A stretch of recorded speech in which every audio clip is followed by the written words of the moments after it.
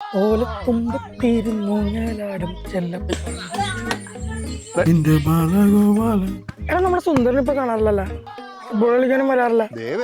വിളിച്ചിട്ടും കിട്ടുന്നില്ല. 100 വയസ്സാണല്ലോ. കളമാക്കാനെ നിന്റെ കാര്യം ഇപ്പൊ പറഞ്ഞത് അവിടുത്തുള്ള. എടാ നിന്നെ പെങ്ങളെന്താ പന്ത് കളിക്കാൻ കാണാത്ത? എന്റെ പൊന്നു മോനെ പന്ത് കളിയാൻ നിർത്തി. ബോള് കെട്ടി തലയിലെ മുടിയൊക്കെ പോയി. ഇതെന്താ ഈ രീതിയിലെ മുടി പൊഴിയണം. ഇനിയെങ്കിലും ഞാൻ ശ്രദ്ധിച്ചില്ലെങ്കിലേ പെണ്ണ് കിട്ടില്ലായിരിക്കും. അവന് പെണ്ണ് കിട്ടിയ 2 കുട്ടികളായി. എടാ മുടിയുടെ കാര്യത്തിനാണെങ്കിലേ സാംകുട്ടിയാ ബെസ്റ്റ് ഇല്ലടാ. ഇത്ര നിസ്സാര കാര്യത്തിനൊക്കെ ഡോക്ടറെ കാണേണ്ട കാര്യമുണ്ടോ അല്ലേ? ഇത് കണ്ട കഴിഞ്ഞ വർഷം എടുത്ത ഫോട്ടോയാ. എന്തോരം മുടിയാന്ന് നോക്കി.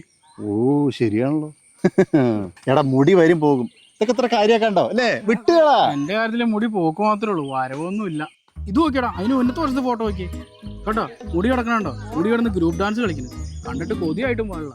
അന്നത്തെ മുടിയില് അന്നെങ്കിലും നീ ഹാപ്പി ആയിരുന്നോ? എവിടുന്ന്? എടാ അതിനേക്കാൾ 1 കൊല്ലം മുമ്പുള്ള ഫോട്ടോ നോക്കിയടാ. എടാ അന്ന് ഇതിനേക്കാൾ കൂടുതൽ മുടി ഉണ്ടായിരുന്നു. എടാ ഇപ്പൊ ഉള്ള മുടിയിൽ അങ്ങനെ ചിന്തിച്ച് ആശ്വാസം കണ്ടെത്താനൊന്നും പറ്റുന്നില്ലായിരിക്കും അല്ലേ? അതെങ്ങനെ ശരിയാവും? അതിന് മുന്നത്തെ വർഷത്തിൽ ഇതിൽ കൂടുതൽ മുടി ഇരിക്കുമല്ലേ?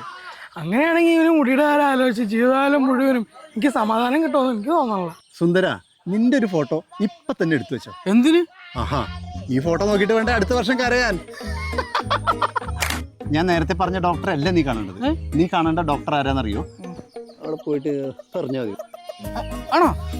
അവിടെ ഇതിനുള്ള സൗകര്യമുണ്ട്. ഒന്ന് പോയടാ അവിടുന്ന്. മനുഷ്യന് പ്രാന്താക്കാനായിട്ട് ഒരു പ്രാന്താടാ നെറ്റി കയറിയെന്നും പറഞ്ഞ്.